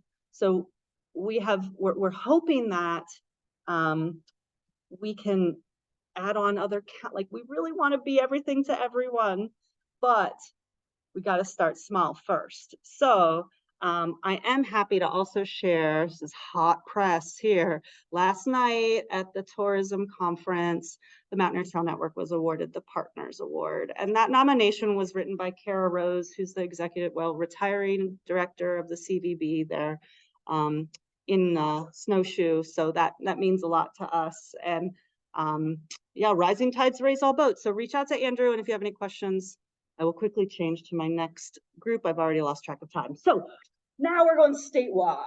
So same themes around engagement, connection, has caused the formation of a not so new anymore, but pretty fresh statewide trails group, and that is called West Virginia Trail. Trail stands for Trail Recreation Advocacy Information Link. Bree's a board member, I'm a board member, and there are handouts on that back table that list our board members around the state. And this group was formed in I would say, took over the shell of West Virginia Connecting Communities, and was really led by, through the leadership of Kent Spellman to get this group off the ground. Kent, through his work for a long time, 30, 40 years, on the North Bend Trail, he had a lot of similar experiences, particularly an interest in engaging the legislature. So Kent has really been the driving force behind this group. We're so thankful to have continued Benedum money. Also found out yesterday that our second Benedum grant was awarded. So West Virginia Trail will be hiring, looking for full-time staff to lead some strategic initiatives rooted in convening a community of trail leaders statewide, connecting them, building momentum for a statewide trail strategy. Did you know the West Virginia state has not had a fresh trail plan for over 20 years? And we don't mean a map that connects every trail. We just mean what are the tenets of a good project? How do you get those projects funded? How do you work together? There's not really a comprehensive strategy for that developed. I actually had a deja vu. Last time I was at Ogilvie was for a state trails conference that used to happen. That hasn't happened for, my gosh, a decade. And West Virginia Trail has stepped into that space. So we had an in-person conference last October at Glade Springs. We paused this year because everybody else was coming back on the conference scene. And instead we're making the tour, reaching out to everyone this way. We do have some really vested interest in engaging the West Virginia legislature. I will say, unfortunately, it has been a struggle to pull together a bipartisan, bicameral Trails Caucus. Ohio has we've really been following the lead of Ohio, and at their state legislature, they have a Trails Caucus, and that is just a group of elected officials that meet regularly, that convene and talk about and learn and promote trail initiatives. There has been some interest within the West Virginia state government. However, there's some, how do I say this? I'm on the OWL too, I'm being streamed. The motorized interests of the state can sometimes trump the non-motorized interests of the state. And there has been a push from some of the senators, particularly for West Virginia Trail, to be inclusive of motorized trails. And that is just not our intention, because that group already has a pretty strong voice. So we are rooted in things that do not go vroom. But thanks to the Benjamin Foundation, thanks to Bree and all the board members. And if you have any questions about Mountaineer Trail Network or West Virginia Trail, don't hesitate to ask me. I have one more group to plug. It will be short. I did not make a slide, but I'm also a governor appointed member to the West Virginia Flatwater Trail Commission. What in the world is that? A flatwater trail is a fancy name for a water trail. So these are the calm sections of river that you can take your family, your dog, your cooler, and you don't need an outfitter necessarily, or swiftwater rescue courses to navigate. Flatwater paddling is taking off. It is actually one of the few sports that, and stand-up paddleboarding is really leading. Is one of the sports that has continued to grow. Man, if anyone was, paying attention to the rivers in their backyard during the pandemic, everybody bought boats and racks for their cars. And now you can maybe get them cheaper, but because they're selling them. But we saw so much interest in flatwater paddling. So the group is a volunteer commission, and we're actually seeking a new commissioner. If you know anyone who might be willing to serve. And we have kind of a fuzzy mandate. These state commissions don't actually have money or power. But what we have done is we've made a buzz. We have we've got an in with DNR, tourism attend our meeting regularly. And really our job is just to promote and connect folks to those resources. So if you have a river or stream in your community that you think would make a great flat water paddling resource, hit me up. We can help you navigate the process. We can connect you with resources, and we can also probably steer you away from, maybe some things that we've messed up along the way, lessons learned. So that is a very quick pass. I don't know how much time I've taken. I hope I've not taken too long, but I'm going to pass it over to Bree, who is going to discuss APA and from one commission unfunded. Yes, one funded uncommissioned to another. Thank you so much, Amanda. Thank you all for sticking with us through this. Again, we're going to have a lot more time for questions and answers and kind of collaboration between these groups, but we're going to keep pushing through to talk about some more groups that we want to share with you today. So I'm going to be starting with my hat as a member of the Statewide Complete Streets Advisory Board. So thank you for joining us on this journey through various networks. Now, who knows what I'm saying when I say complete streets? 1, 2, good. Okay, good. Because I got a slide for that. So, complete streets. So this is a term that is like in the buzz right now, especially with this group called Federal Highways. So we're going to talk a little bit more about that in a second, but complete streets are what you see here today. Again, I'm not going to read all this. There's a lot of words, but the point is that they're designed to serve all types of people: pedestrians, cyclists, public transportation users, children, older adults, people with disabilities, including cars and freight and other things. Like we're not getting rid of cars, but it's important to remember that Federal Highways defines this as a street that is safe and feels safe for all people and all users. So today I'm going to talk about what that means and how this plays out in practice in West Virginia. and what the statewide advisory board is trying to do in West Virginia. So, first, I do want you to like kind of imagine your town, places you've been, and I just want you to think about like, do you, in a road that you travel most often, do you feel safe in a car? Most of the time. Yes, I think generally the vibe is yes. Do you feel safe if you were to choose to ride a bike on most roads that you have in your town?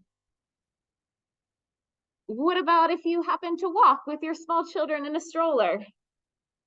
Exactly. So I think like something that I struggle with is I have a privilege of choice. I can choose to drive my kids with a car seat across many roads across the state of West Virginia, but I know not all of us have that choice. And so it's really important for me to be challenging each of our communities to say, how do we build places where you can feel safe to travel in any mode of transportation that you choose or you have to take because of where you happen to come from or what your privilege may be. In addition, as I mentioned, Federal Highways has been talking about this a lot. So in March of this year, the Federal Highways kind of completed this report to Congress. And this is just so fascinating to me. So progress in reducing vehicle-related fatalities in the US has flattened. We're like doing pretty good with cars. Like they're getting safer, in case you knew. They're bigger, they're like more controlled. But in the same time period, the portion of total traffic fatalities, including people who are outside of a vehicle, continues to increase at a high of 35% in 2019. And so we need to be caring about this because our roads are killing people. And in addition, Federal Highways has found that 70% of national highway system roads are not highways. They're not those routes between, cities. They're arterials in our urban areas, in our small towns, and they are going to be the focus of this next round of transportation improvements that are happening in the United States. Because this is so important how our roadway networks are encouraging different types of people to have access to them. So this is also important, as you may have heard, there's some money coming down the pipe from some infrastructure money. And this is just one example of the kind of funds that are coming through to our communities. And these federal programs are really prioritizing these complete street programs. Our states, our metropolitan planning organizations, they're going to be seeking funds. They are required to seek funds to build more roadway networks that accommodate all different kinds of users. So it's important because lives are important, and it's important because the money is here to start making these improvements. I did want to note, this isn't something that I think is new to West Virginia, even though sometimes we may not be hearing this in our common language. We have been making progress on some of these, facilities that are happening across the state. We've recently, increased our bike kind of ranking with the League of American Bicyclists.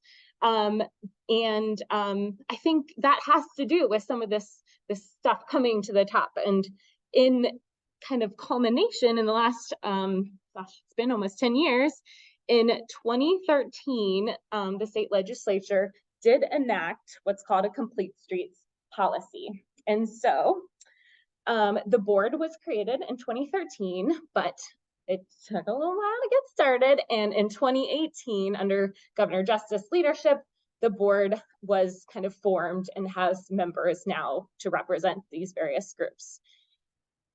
So again, there's a lot of words on here. The board is directed by the state code to provide and facilitate education and advice between the Division of Highways, which funnels all this federal highway money down to our municipalities, to connect those counties in the Division of Highways, as well as the interest groups of the public who don't necessarily know how to access some of this federal money that's coming through. In addition, we are to be this body to start advising the Division of Highways about how can they be incorporating more of these complete streets principles into their design guidelines, into their procedural processes, as well as just measuring, are we are we making progress on this at the state? So the board is made up of, again, a volunteer staff of commissioners, and they represent various sectors within the state. I am actually serving as a representative of the American Planning Association. We have actually the mayor, Glenn Elliott, who's from Wheeling. I think you may have heard from him this morning, hopefully. And you know, we have all these different kind of sectors, and we also have a staff member from the Division of Highways and supposed to have a designee from the Division of Health and Human Resources. Again, we are a volunteer group, and we have no funds. And so I will say, like, we are still in our infancy, but what I'm going to be sharing with you today is just a little bit about some of the different kind of buckets that we think that we can affect change to kind of get this some more momentum within the state. So of course, that's like a theme of mine, we're breaking into subcommittees. So so in the subcommittees, we kind of picked these big buckets that we felt like went with the policy guide that we've created from the state code enabling legislation. So we have public awareness, technical education, and strategic planning. So has this played out? Well, things like this. We want to be more out there in the world to provide people education about what complete streets are, because citizens in your community, you need to be the ones to advocate for this within the state Division of Highways when they're making changes to roadways. It really, like, the more and more that I do this work, I'm finding people need to know what they are asking for when they're trying to make changes to their roadway system, and have the language to be able to interact with the Division of Highways when changes need to be made. So we want to highlight those efforts that are happening, and I do have some examples, and if we get to them in this slide, we'll get to those later about some things that have happened in West Virginia. And we recognize, again, this is a cross-sector partnership. This affects public health, this affects economic development and recreation. I'm on the West Virginia Trail Board because I think our streets are trails to get places. So it's important to me that we use the networks that we have to get to these recreational opportunities. And we're wanting to build partnerships with the groups that you see here because we know we cannot do this alone. So within the Technical Education Committee, again, we have this goal to actually like kind of figure out what the Division of Highways is already doing to advance these causes, and then provide additional kind of guidance about how they could advance it or get best practices from other states. And so we're kind of learning, you know, how is the Division of Highways already implementing complete streets work within the state, and we're hoping to continue to kind of grow from there, like what they are doing. And we are also kind of, again, trying to track indicators for how can we show that we've made progress on this goal. And it's that, as you may know, is very hard to track. I think we get kind of an annual summary of how many people have been hit across the state of West Virginia, but it's so broad and wide in its depth that it's really hard to be tracking and making changes. So we're trying to work with the division to get more specific data that we can actually start tracking multimodal indicators, including percentage of usage of different modes or connectivity of the network, crash data, percentage of funds spent. That's one thing that's kind of like hard to track. I think there's a lot of money coming down into roadways. Obviously, we're seeing a lot of work on highway systems across the state, but it's been really hard to pull out how much of that is actually going to things besides just building more roads. So we're trying to tease that out. Excitingly though, this again, it's coming down from the top. Federal Highways is really prioritizing these kinds of data inputs. And so right now we're actually going through this process with the state, led by the state, called a West Virginia Vulnerable Road User Assessment. A vulnerable road user is you and me, people in this space. And so, so they're actually looking at that data question. How do we know, like, where are people having a lot of crashes? It's people outside of vehicles that they are studying here. So, and then from that data, it's actually like a very aggressive timeline. They have to have all of that data gathered by the end of like middle of November. And we're going to be able to have some recommendations about, okay, now what do we do to prioritize keeping people at the within this new model that Federal Highways is promoting, which is it's some other acronym, but basically it's like keep everybody safe forever, Vision Zero. You know, there's so many acronyms I could get into with transportation planning, but so the important thing here though is that right now we need more people to do this survey. Across the state, we've had 300 people fill out what's going on with walking and biking and vulnerable road users. So I would love to get that number up to more representative of the population of the state of West Virginia. And so do you feel safe walking or biking in your community? You need to take this survey. So I have the link here. It's open until the end of the month. So this is the chance for us to start like giving this feedback to the state to tell them we need more than just roadways to access our communities or roadways for vehicles. So I also was able to find there's still 3 kind of in-person public meetings that are coming up. Unfortunately, a few of those have already passed. So we have one coming up in Beckley, Charleston, and Huntington. Those are the dates there. So again, this is an opportunity for us to really, again, coming back to that road network in your community, in the places that you live, to ask yourself, like, what are we building for the future of West Virginians? And how do we make sure that we're building with the future for all West Virginians in mind? So To take the survey. they can take the survey here, right here. There's a QR code. It's so easy. I'll pass this now. Everybody gets a phone. Hi. This is one public meeting that's already passed. So no, that is not on this particular handout, but we can come back and take a picture or whatever to make sure that you get those dates, because it would be great to have more people attend. Yeah.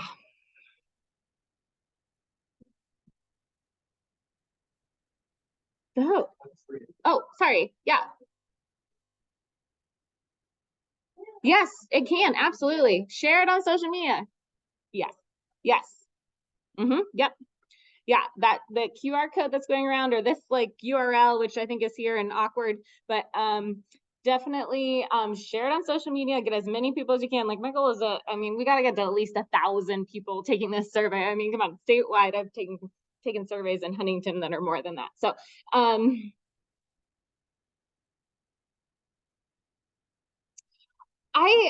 I think it can only help. I would like to say that it would only help. So absolutely, yes, I think it will. I think it will. And this is like a division-led survey. So it is really going to the source of a lot of this funding that's coming down the pipe. So please do share. And if you email me afterwards, I can kind of share some of the media posts that we've done if you want some examples. So again, this is kind of like rapid fire network I'm leading here. So I do have to put on a different kind of bucket hat of mine real quick. Like I said, this initial Complete Streets Advisory Board was intended to be presented by my colleague, Dennis John, who's also on the board with me. But now I'm going to tell you a little bit about another amazing network, which is the West Virginia chapter of the American Planning Association. I see everyone's like doing their survey right now. It's like really great. Okay. I know, do it right now. Good. So, and for virtual people, maybe we can put it in the chat. I don't really know how this like dual thing works, but how many people are familiar with the national group, the American Planning Association? Oh, some, me? Yeah, ish. Okay. Well, it's kind of like with a lot of professions, it's like a national group that you can use to provide resources. It provides accreditation and conferences that are really expensive in faraway places.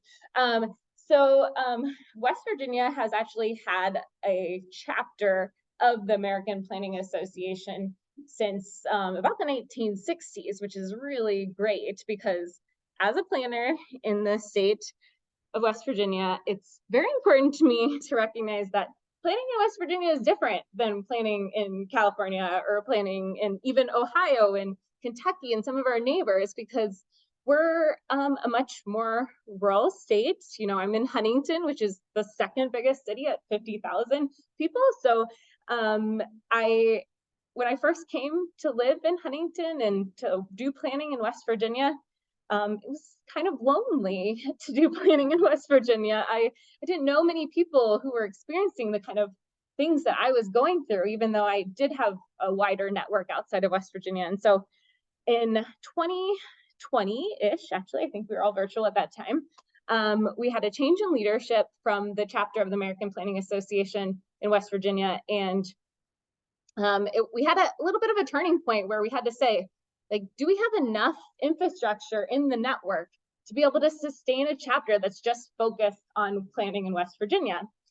And, you know, we could have said, like, you know, we can survive if we get like swept into like another chapter's like planning chapter. But I think what we all said is, you know, we're all professions who are doing a lot with a little, as a lot of people are in their professions, but it's so important to network with people who are doing the work in West Virginia. So happy to say that we decided we wanted to keep the chapter going, and we had a reinvigoration of the membership. We updated our bylaws, we did a strategic plan, like all good planners should do when they're like in the midst of a transition. So and we have a robust leadership team. We have our secretary treasurer here in the audience and other members who I know have participated in our calls in the past. And so I'm here to kind of give a very quick overview about what the chapter of the American Planning Association is doing in West Virginia, because it's so important to work together on these issues, as we're hearing. So this is our website, westvirginiaplanning.org, and it's really fun. It's got a lot of really great information on it, some of which I stole for this presentation. And so starting with who is doing planning in West Virginia, there are a pretty good, decent amount of planning commissions and board of zoning appeals. And as you can see here in kind of like a summary, a lot of people are doing things at the local and national level for planning across the state.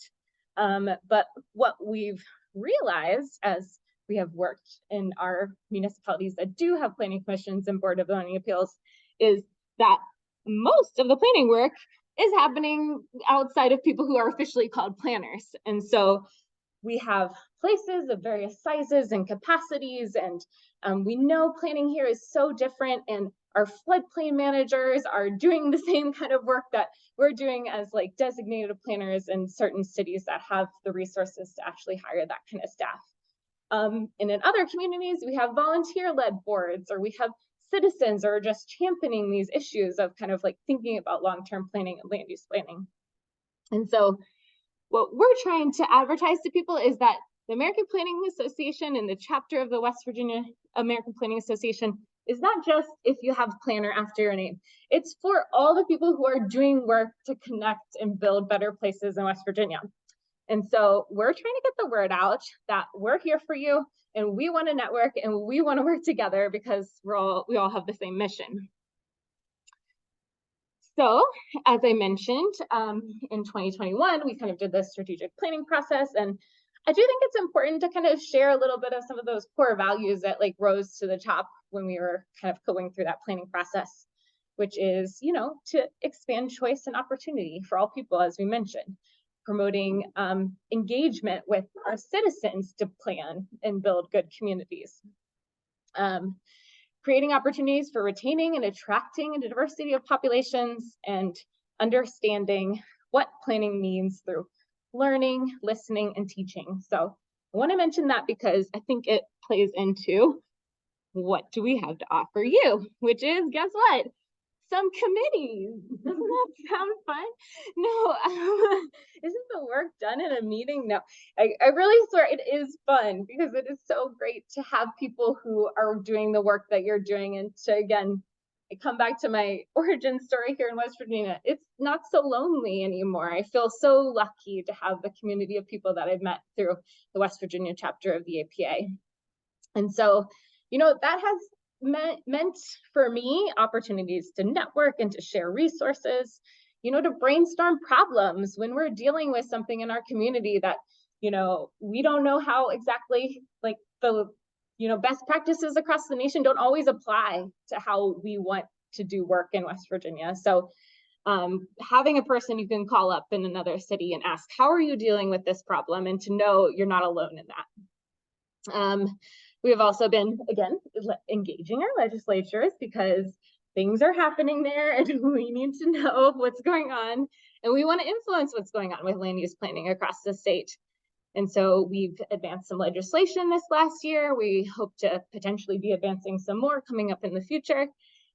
And we try to partner closely with West Virginia Municipal League and the County Association. And we have a designated member on the Home Rule Board. And so it's really important to stay kind of in touch with what's happening during that legislative session. And finally, this is, I don't know what's happened with my slide, why it's like splooshed across different, but finally, we also have this kind of professional development component. Of course, we want to make sure our team is continuing to learn and grow. And we have opportunities for trainings, free trainings that we've been able to offer to our citizen members. And drum roll, we have also a new fund from the Claude Worthington Bidden Foundation. It's like going on, it's real squishy, but the point is that we are working on a citizen planner training series, which we're really excited about. We just got funded. We're working with the West Virginia Brownfields Assistance Center because we are so like new and we don't have a lot of capacity in our financial side, but we're going to be offering these 6 different training series, hopefully coming up within the next year to be free and on demand on our website for citizen planners across the state. And we hope that at some point we'll have the capacity to maybe take the show on the road and go in person and grow those modules as we continue to grow our team. So knowing that we still have a lot to go on, I do want you to know we are a member organization. We totally will hang out with you for free, but if you wanted to join our team, we are only $60 a year to join our membership. And we're really trying to push student membership. As we said, we're trying to grow the field of planning. We're trying to grow the people that I'm able to hire to work at my city. So if you're a student or if you know a student memberships are free and we'd love to get people involved with the chapter. So thank you so much. Okay. Turning it over. So I think a lot of you were in my last session upstairs, so there might be some repeat information, but You know what? I had my examples on there, but I'm just gonna. Okay, they're going so fast. You're intrigued. Oh, too fast. Ah. And little preview. Got it. Or one more. it is squishy. Mine's a little squishy too. Well, that's okay. So I'm Kaylee Kyle. I lead the Rural Partners Network at USDA Rural Development, and we will get into what that means shortly. But first, just a little quick overview of USDA Rural Development. You know, most people think that we inspect meat and distribute food and things. And some people at USDA do that, but I'm not one of them. And neither is Rural Development. So at Rural Development, we are a part of the agency that really looks at community development as a whole, and really from the inside out, ground up, all of that kind of thing. So that's our official mission statement there, which you can read. But what we like to say most of the time is that we are investors in, partners to, and advocates for the rural communities, specifically in West Virginia, because we're the West Virginia state office, and the people, businesses, organizations, all those practitioners within those communities. Primarily, we are a lender, but we do offer grant funding. And that is done through a variety of programs. So everything, I mean, this is a whole bunch of things in it, but there's 3 main pillars of the work that we do. Housing, providing, you know, first-time homeowners the ability to purchase a home that maybe otherwise wouldn't have been able to.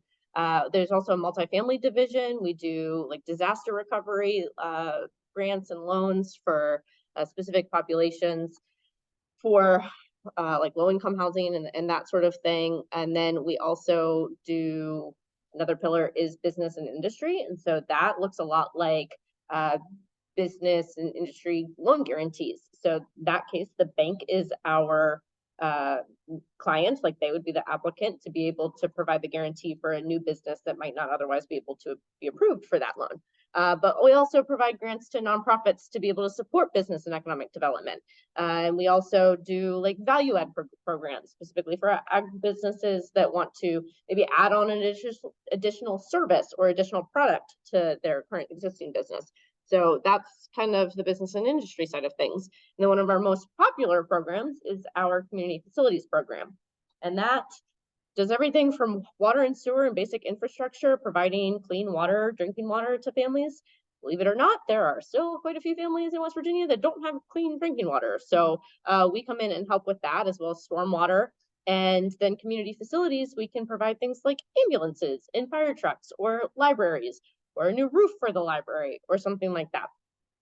So ultimately, our programs help rural people thrive. And when rural people thrive, America thrives. That is what we like to say.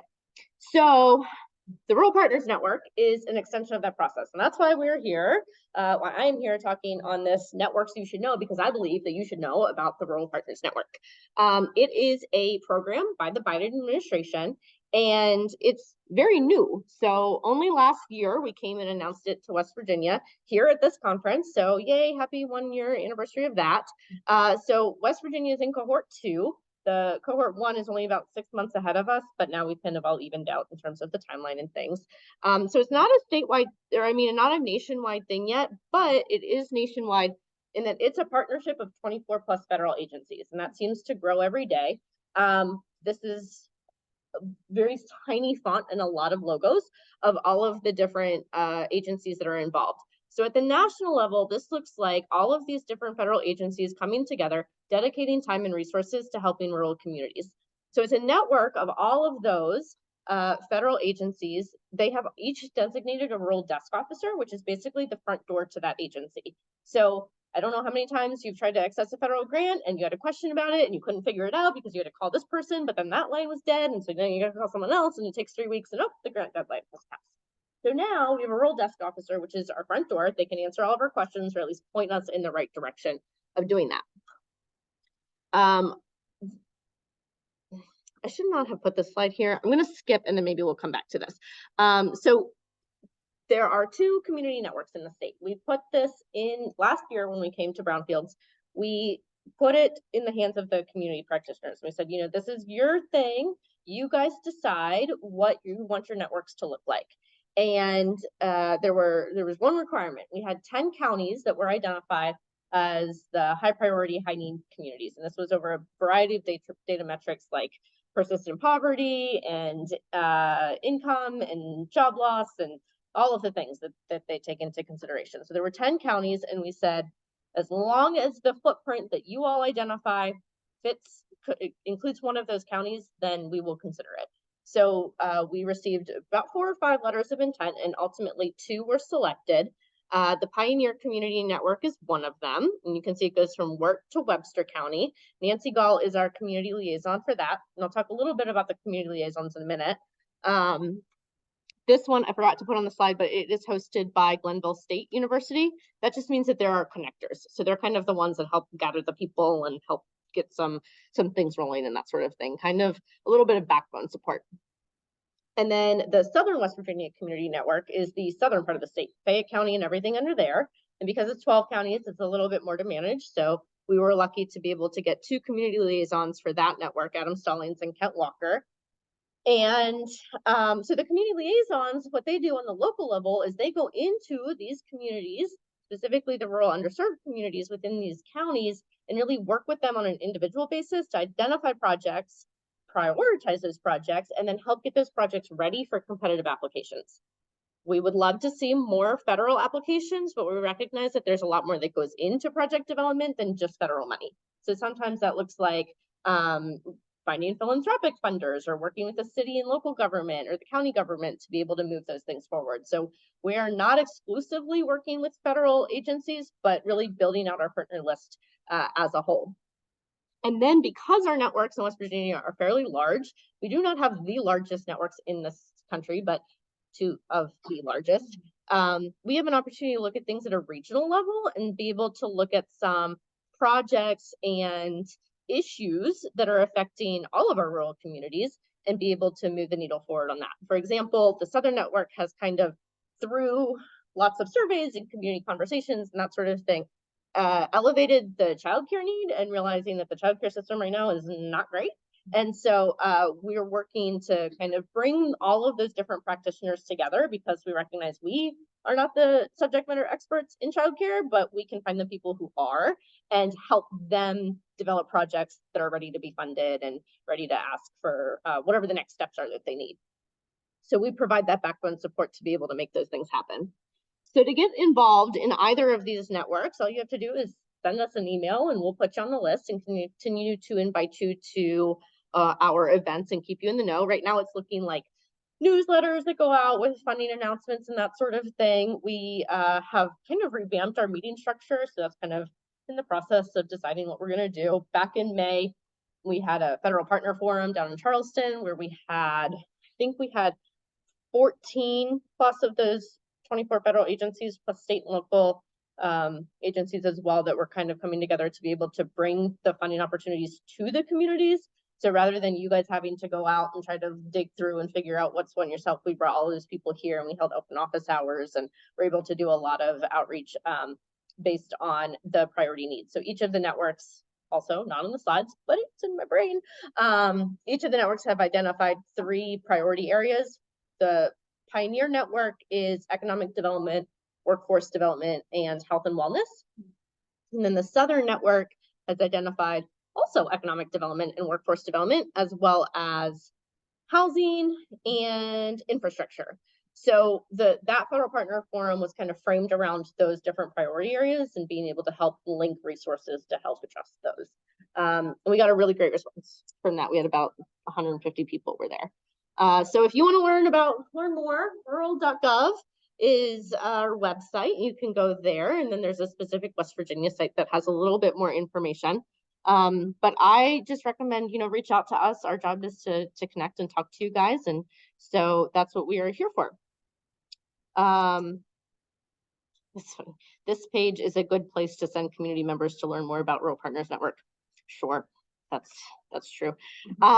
So there's my contact information and the rural.gov, as well as a link to, this is the national newsletter, Rural Connections. So that has some of the national funding announcements, is more of what Rural Partners Network is doing at a national level. Another thing that I'll say is that we do have the opportunity to bring some additional technical assistance in through this program. So we're working with University of Virginia. They have a School of Policy and Leadership, and their students are going to be working specifically with the Rural Partners Network in West Virginia to be able to move some of those projects forward with more data gathering and research, that sort of thing. And there's maybe some other things kind of brewing and happening, but I don't have anything official to say on that yet. So we'll see what happens. That is definitely a network you should know. I will be completely honest and say I totally forgot that I was supposed to also talk about Community Collaborative Network, but I will mention that as well. So completely unaffiliated with the Rural Partners Network, even before that came to our minds. Let's see, it would have been 2019 in October. The hub hosted the West Virginia Community Development Hub hosted a think tank in Buchanan and started talking about this idea of a statewide network. So just a network of all of the people in community development, because of all industries out there, community development and economic development really seems to be the most multifaceted, right? There's so many. We heard this morning, are you one of these, or are you one of those, or are you one of these other things, or maybe we didn't even mention you. And so it was recognized that there really was a need and a desire to bring everyone together to be having some of the same conversations and not feel alone, and create some of that synergy between all of the different industries. And so that idea was kind of floated up, and then we started with a steering committee. And so I've been on that steering committee since then, I guess maybe 2 or 3 years or something like that. And so we've really been working on building the foundation and deciding what this is going to look like. And then the Rural Partners Network came along. And so now we have this opportunity to kind of revisit and decide what that's going to look like. And it's leaning towards obviously being a statewide network.